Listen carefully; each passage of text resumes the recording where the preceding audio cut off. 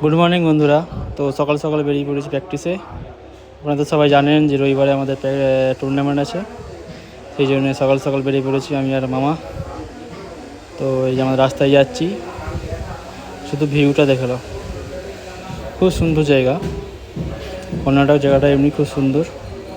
তো জোর প্র্যাকটিস হচ্ছে, তো সবাই পৌঁছে গেছে, আমরা এই রাস্তায় যাচ্ছি। দেখুন শুধু ভিউটা দেখে নাও সব। এটা একটা ছোটো মাঠ, এখানে আমরা প্র্যাকটিস করি।